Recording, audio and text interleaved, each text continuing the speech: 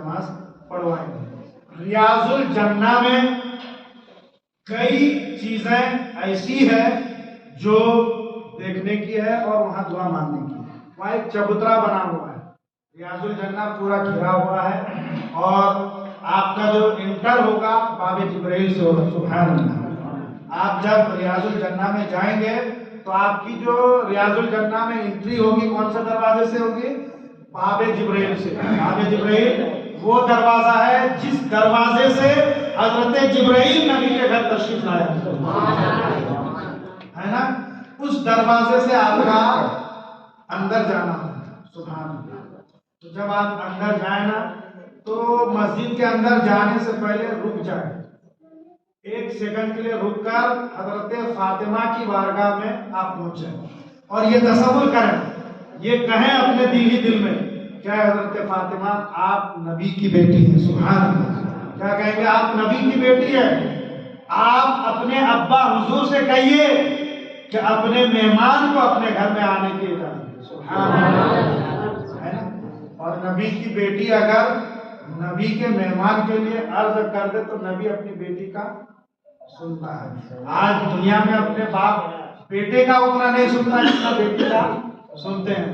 تو نبی کی بیٹی حضرت فاطمہ، جن کے بارے میں نبی نے فرمایا فاطمہ میرے جگر کا ٹکڑا ہے، سبحان اللہ، نبی کے گھر میں سب آیا کرتے تھے اور نبی خود فاطمہ کے گھر میں دن میں 2 بار جایا کرتے تھے۔ تو حضرت فاطمہ کو تصور کریں مسجد نبوی کے اندر داخل ہونے سے پہلے، اور یہ کہیں کہ اے فاطمہ آپ اپنے بابا جان سے کہیے کہ یہ مہمان آپ کے گھر میں داخل ہونا چاہتے ہیں، جانا چاہتے ہیں، اجازت دے دیں۔ سبحان اللہ۔ یہ تصور کریں، پھر مسجد نبوی کے اندر جیسے کہ آپ جائیں گے تو زمزم کے بوتل آپ کو ملیں گے۔ سبحان اللہ۔ آپ لیں، وہ تبرک ہے، لینے کے بعد وہاں ایک چبوترا بنا ہوا ہے، چبوترا بنا ہوا ہے، اونچا ہے، اس کو دیکھیں، وہ اصحاب صفہ کہلاتے ہیں۔ کیا کہلاتے ہیں؟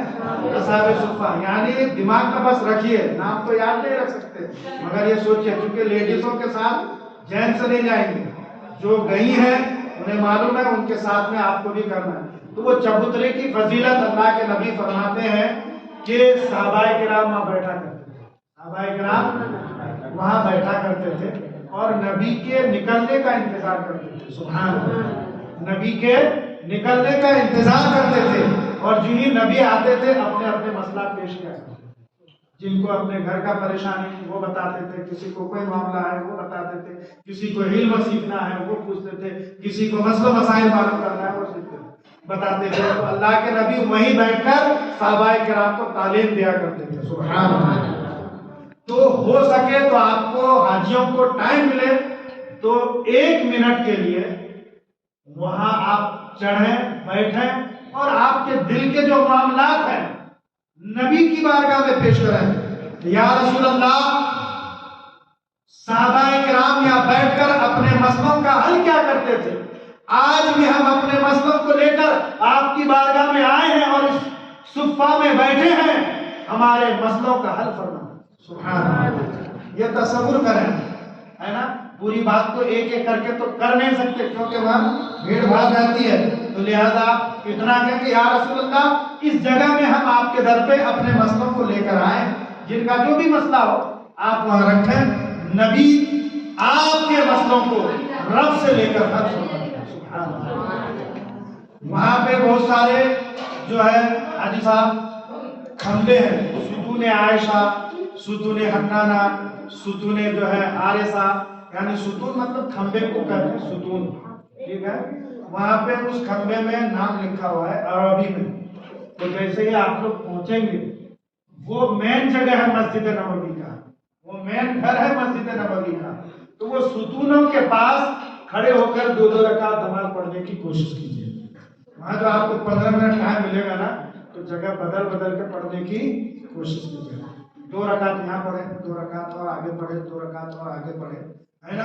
ان ستونوں کے پاس بھی بیٹھ کر آپ دعا کیجئے، 2 رکعت نماز پڑھیے، اس لیے کہ اس جگہ پہ حضرت عائشہ بیٹھا کرتی تھی۔ سبحان اللہ۔ حضرت عائشہ بیٹھا کرتی تھی، حضور کے صحابی بیٹھا کرتے تھے، جیسے علی وہاں بیٹھے ہیں، عائشہ وہاں بیٹھے ہیں، ابو بکر یہاں بیٹھے ہیں، وہ یہاں بیٹھ کے جیسے ابھی آپ لوگ کیسے بات کر رہے ہیں ویسے وہاں پہ صحابہ کرام بیٹھ کر بات کیا کرتے تھے. تو وہ جگہ قابل برکت ہے، ان جگہوں میں بھی 2 رکعت نماز پڑھنے کی کوشش کیجیے. سبحان اللہ. تو یہ آپ جب پہنچیں گے تو آپ کو بھی پڑھنا ہے، حاجی حضرات جب پہنچیں گے تو حاجی حضرات کو بھی پڑھنا ہے. سبحان اللہ.